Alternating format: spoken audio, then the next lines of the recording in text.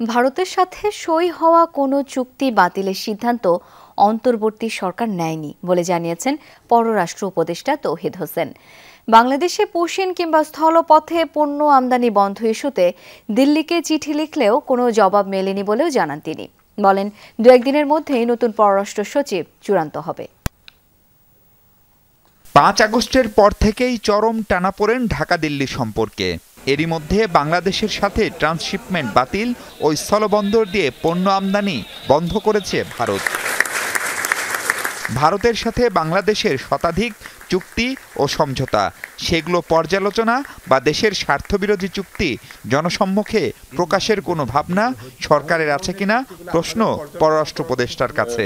চুক্তি যেগুলি থাকে সেগুলি কিন্তু দুই পক্ষের সম্মতিতে বাতিল করতে হয়, অথবা প্রভিশন থাকে যে কোনো এক পক্ষ যদি আপত্তি করে তাহলে বাতিল করা যাবে, ইত্যাদি ইত্যাদি। সেগুলি এই মুহূর্তে ঠিক আমরা বাতিল কোনোটাই করিনি না, আমরা কোনোটাই এখনো বাতিল করার ব্যবস্থা করিনি। পর্যালোচনা বলতে আসলে কি বুঝান আপনারা, সেটা একটা সমস্যা থাকতে পারে। আমরা তো সব চুক্তিরই আমরা আমাদের কোন অবস্থান বা আমাদের কোনখানে সমস্যা আছে সেগুলি আমরা আইডেন্টিফাই করার চেষ্টা করছি এবং সময় মতো সেগুলি ভারতের সাথে টেক আপ করা হবে। পাকিস্তানের সাথে উত্তেজনার মধ্যে বাংলাদেশে অব্যাহত পুশিন করেছে ভারত। এ নিয়ে দিল্লির সাথে ঢাকার যোগাযোগ এখনো একমুখী।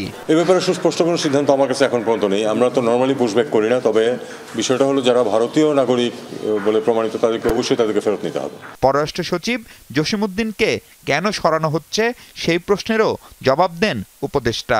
অপসারণের কোনো বিষয় নেই।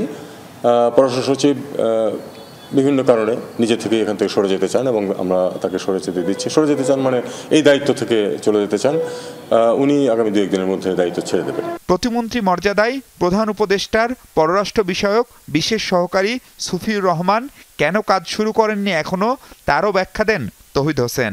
জয়েন করতে সমস্যা প্রশ্ন, এই ব্যাপারে কিছু চিন্তা ভাবনা আরো চলছে, তার দায়িত্ব পরিবর্তন বা কোনো কিছু। মাহফুজ মিশু, যমুনা নিউজ, ঢাকা।